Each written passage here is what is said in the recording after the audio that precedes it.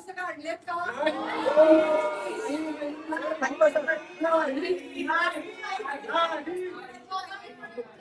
सगळ्यांना आधी आपण सगळ्यांचा आणि श्रीखंडाच्या पहिला दिवस आहे.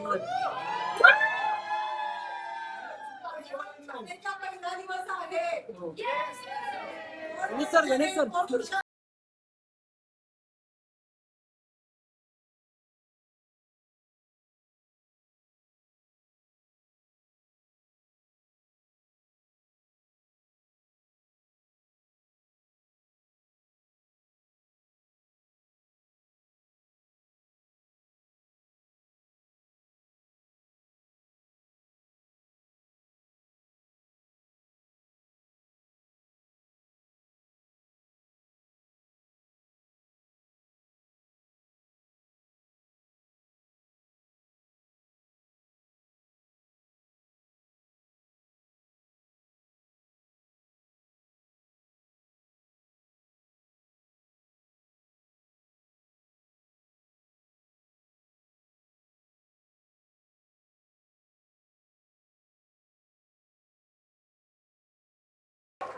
सर आता शांतपणे चांगला होता. मी सांगणार नाहीये, तुम्ही सांगा. प्रत्येक मार्गचित्त असेल तर काय होतं?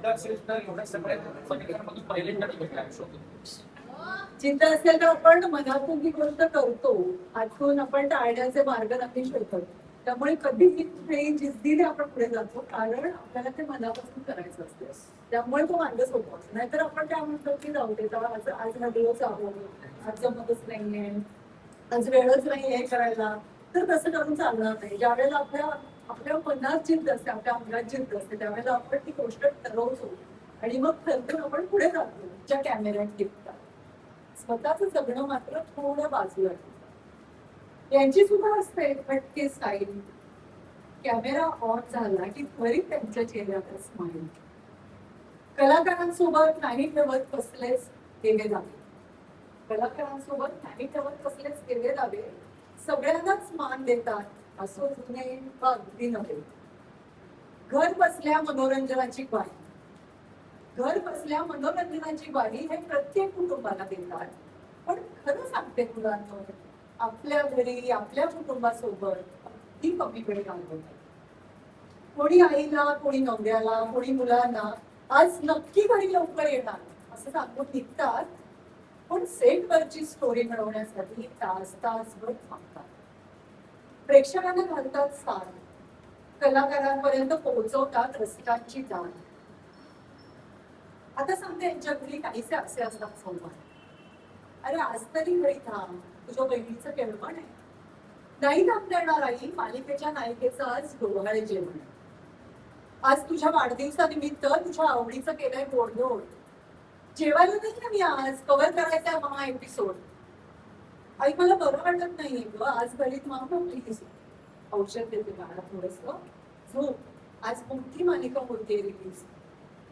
मुलांची आजारपण म्हणणं, घराची केळवण, एखादा संडे, मुलाचा बर्थडे, सुट्टी मोठी, बाबांची साठी. तुमच्या अनुपस्थितीची घरच्यांना लावता सवय. सतत मनात एकच विचार, प्रेक्षकांना काय हवंय. कळलं असेल मला मी कोणाची गोष्ट सांगते. एव्हाना कळलंच असेल मी सांगते गोष्ट कोणाची. तुमच्यासाठी सोपं आहे, ही गोष्ट आहे तुमच्या परिचयाची. कोणाची आहे गोष्ट?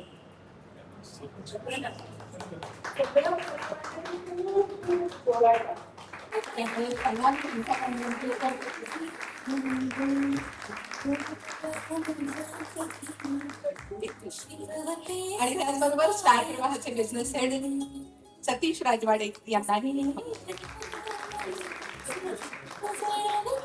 पण आपण सगळ्यांनीच टिपूया. आणि आज आपण बाईचा खास सत्कार घेऊ.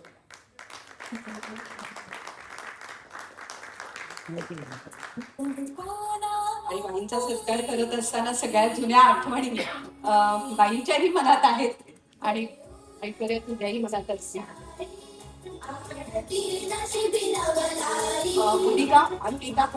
जवळून अनुभवलाय. एक तर काय की आमचं थोडं कौटुंबिक नातं पण आहे. म्हणजे माझ्या घराजवळच ऐश्वर्या राहायची आणि खूप लहानपणापासून स्वामी विवेकानंद डोंबिवलीमध्ये जी शाळा आहे, तर त्या शाळेमध्ये पलू माझी शिकलेली आहे 10वी पर्यंत.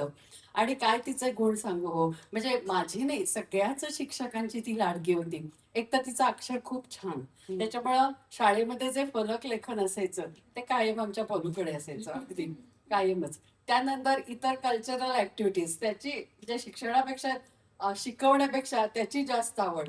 त्याच्यामुळे त्या निमित्तानं अनेक ठिकाणी आम्ही स्पर्धांना, म्हणजे आता थोड्या संस्था तशा कमी झाल्यात, पण पूर्वी लिटिल थिएटर आपल्या सगळ्यांना माहिती आहे, बालरंगभूमी, म्हणजे सुधाताई करमरकरांच्या हस्ते माझ्या पल्ल्याने खूप बक्षिसं घेतलेली आहेत. तर लिटिल थिएटर, अटकमटक मुलुंड म्हणून संस्था होती, रवी किरण अजूनही आहे. आणि तिची संस्था कलाश्री कला संस्कार, जी 44 वर्ष अजूनही डोंबिवलीत काम करते, मुलांसाठी बालनाट्य स्पर्धा आणि अनेक ऍक्टिव्हिटीज आम्ही अजूनही घेतो. त्याप्रमाणे मी नेहमीच म्हणतो, आमच्या विनंतीस मान देऊन तुम्ही इथे उपस्थित राहता.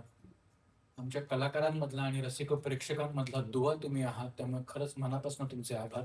प्रत्येक वेळी तुम्ही येता आणि आमचं मनोबल वाढवता आणि आम्हाला घराघरात पोहोचवता.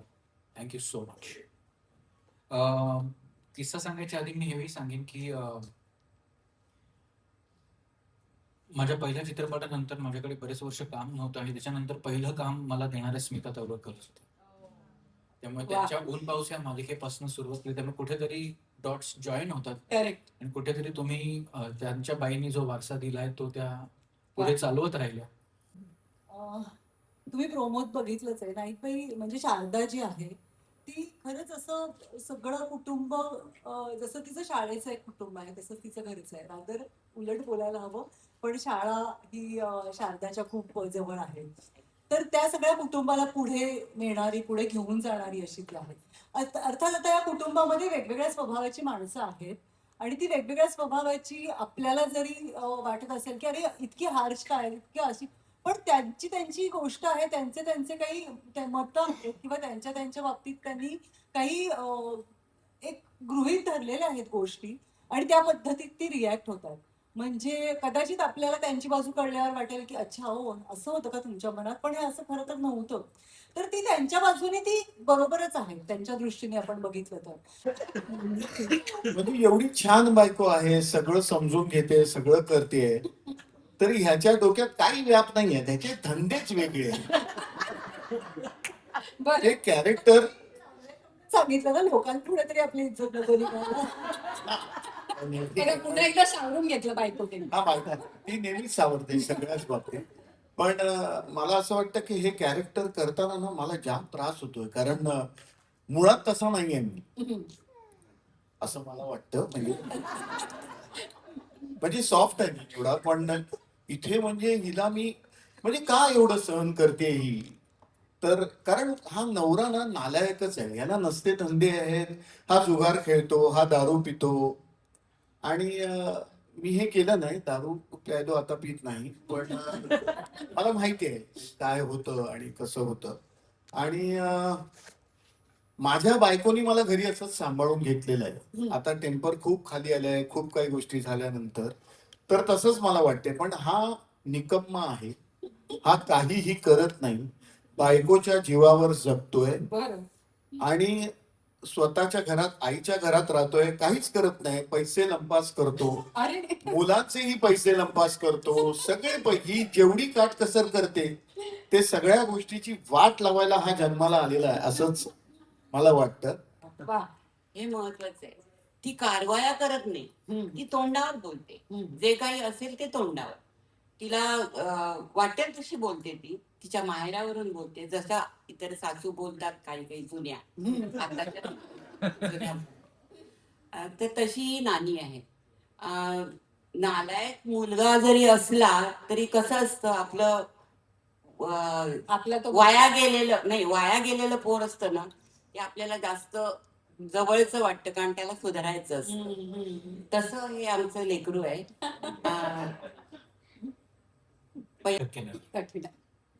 आम्ही प्रत्येक मालिकेद्वारे, प्रत्येक एपिसोडद्वारे हे शोधायचा प्रयत्न करत असतो की रसिक प्रेक्षकांना काय आवडेल. त्यामुळे रसिक प्रेक्षकांना गृहीत धरून चालत नाही. त्यांना जे आवडतं ते डोक्यावर घेतात, त्यांना जे नाही बघायचं ते लगेच ओळखतात. त्यामुळे खूप कठीण असतं आणि मला वाटत नाही कधीही कोणालाही रसिकांच्या आवडीनिवडीचं किंवा त्यांची नाळ सापडली असं बोलता येईल, कारण का तो रोजचा एक प्रोसेस आहे. आणि मला अं, खूप आनंद आहे या गोष्टीचा की माझी टीम, सगळी अख्खी टीम, म्हणजे फक्त कॉन्टेंट टीमच नाही पण फार मानेन. कारण त्यांनी ना कास्टिंग करताना एक स्टिरिओटाईप मोडला. याच्या आधी मी खूप अशा गोड भूमिका, गोड मुलीच्या अशा भूमिका केलेल्या आहेत. आणि पहिल्यांदा मी अशी एक नकारात्मक भूमिका करते. म्हणजे आईला जे अडथळे येणार आहेत त्या सिरियलमध्ये, त्या अडथळ्यांपैकी एक अडथळा मी आहे. तर अशा पद्धतीचं पात्र मी पहिल्यांदा करते, त्याच्यामुळे खूप छान वाटतंय. कारण शीतलताई जसं म्हणाली की ऍक्टरसाठी असे वेगवेगळ्या पद्धतीचे कॅरेक्टर्स करायला जर मिळाले तर ते खूप चॅलेंजिंग असतात. म्हणजे मी मृण्मयीची भूमिका करते. मी माझ्या कॅरेक्टरची एक लाईन सांगेन की जे प्रेक्षकांना मालिका बघताना वाटणार आहे ते मी येईन. म्हणजे आपल्याला नेहमी असं वाटत असतं की ही का नाही बोलत, तिला अगं बोल ना, ती असंच आहे, असं ते सगळं मी करणार आहे. म्हणजे प्रेक्षकांना जे म्हणतो ना आपण, एक दुवा आहे मी नाईकबाईंपर्यंत सगळे मेसेज पोहोचवण्याचा, की ती तिच्या आईसाठी एकदम स्ट्रॉंगली उभी आहे. तू तू भीड, तू लढ, तू सगळं कर, असं अशी मृण्मयी आहे. आणि म्हणूनच मी तिचा राग करते. पण मृण्मयी म्हणजे मला हे कॅरेक्टर करताना आणखी आवडतंय. कारण म्हणजे आत्ताही जेव्हा प्रोमो बघितला तेव्हा मला बऱ्याच जणांनी असंच विचारलं की तू आम्हाला जरा वेगळी दिसलीस. कारण मी असं जे गोड आहे हे आहे अशीही नाहीये मृण्मयी. ती बेधडकपणे बोलणारी आहे. नानीशी तिचं एक कनेक्शन खूप छान आहे, किंवा भावंडांशी तिचं कनेक्शन खूप छान आहे. तिथे ती स्ट्रॉंग उभी राहणारी आहे. आवाज आमच्या घरात येणार, शाळेतल्या मुलांचा आवाज आमच्या घरात येणार. आता काय करायचं? हा बाई. नमस्कार, मी अमृता धोंगडे आणि मला खूप खूप खूप आनंद होतोय. खरं तर खूप वेगळी भूमिका आली पुन्हा एकदा करायला माझ्याकडे. आणि नाईकबाईंना खरं तर काही त्रास द्यायची गरजच नाहीये. मी स्वतः जेव्हा हा प्रोमो बघितला, दर्शना लाड हे माझ्या भूमिकेचं नाव आहे. आणि दर्शनाने जेव्हा नाईकबाईंच्या समोर नाईकबाईंचं दर्शन घेतलं तेव्हा माझ्या मते एक वेगळाच अनुभव होता की इतकी चांगली बाई आहे, इतकी सुंदर बाई आहे, इतकी सगळ्यांना सांभाळून घेणारी बाई आहे. ह्या बाईला काय त्रास देऊ शकतो आपण? फार फार तर आपण वेगळ्या पद्धतीने त्रास देऊयात. मी पण लाडबाई आहे, मी पण लाड मॅडम आहे. 10 ऑगस्ट पासून रोज संध्याकाळी 6:30 वाजता नक्की पहा आमच्या लाडक्या नाईकबाई. बघून तू